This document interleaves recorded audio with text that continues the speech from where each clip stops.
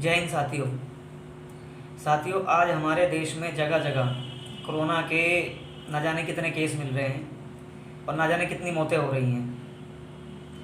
कई राज्यों के अंदर 18 से प्लस लोगों को और 45 से नीचे के लोगों को वैक्सीन लगाने के लिए सिस्टम चालू कर दिया गया है और कई राज्यों ने इस सिस्टम को चालू करने के लिए मना कर दिया गया है कि अभी हम लोग नहीं कर पाएंगे, क्योंकि हमारे राज्यों के अंदर अभी वैक्सीन प्रॉपर तरीके से उपलब्ध नहीं है। और वहीं ऐसी सिचुएशन के अंदर मध्य प्रदेश के नरसिंहपुर इलाके में एक ट्रक पाया जाता है लावारिस, जो कि पिछले 7 घंटे से वहाँ पर चालू हालात में खड़ा हुआ है और उसका ड्राइवर लापता है। जी हाँ मेरे दोस्तों, मध्य प्रदेश में एक ट्रक पाया गया है जिसके अंदर आपकी 2,40,000 वैक्सीन लोडेड है। ट्रक चालू है और ट्रक के ड्राइवर का पिछले 7 घंटे से कोई पता नहीं है।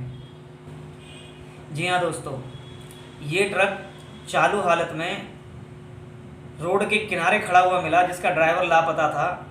जांच पड़ताल के दौरान ये पता चला कि ये ट्रक हरियाणा के करनाल जाना था, हैदराबाद से। जब ये खबर पुलिस प्रशासन को पता चली तो पुलिस प्रशासन वहाँ मौका वारदात पर गई, वहाँ देखा सारा कुछ, फिर किसी एक दूसरे ड्राइवर से बात करके उसका अरेंजमेंट करवा कर उस ट्रक को वहाँ से रवाना किया गया। सवाल ये नहीं है कि वो ट्रक वहाँ से आता या नहीं आता, सवाल ये है कि ज़रा सोचिए, अगर ये वैक्सीन किसी और के हाथ लग जाती या किसी गलत हाथों में लग जाती तो क्या इस वैक्सीन का दुरुपयोग नहीं होता?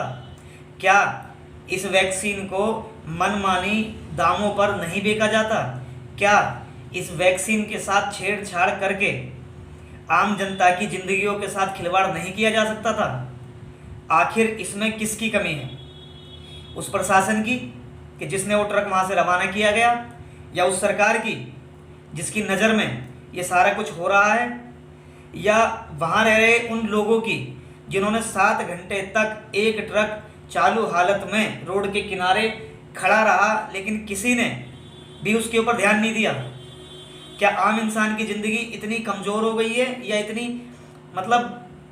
बेकार हो गई है कि उसके साथ कोई भी खिलवाड़ कर ले?